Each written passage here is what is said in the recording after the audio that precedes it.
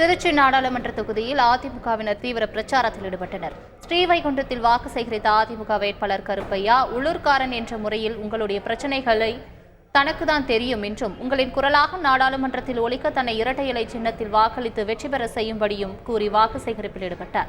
இந்த பிரச்சாரத்தின் போது முன்னாள் அமைச்சர் வளர்மதி மற்றும் முன்னாள் அரசு தலைமை கொறடாவான மனோகரன் உள்ளிட்ட கட்சி நிர்வாகிகளுடன் இருந்தனர்.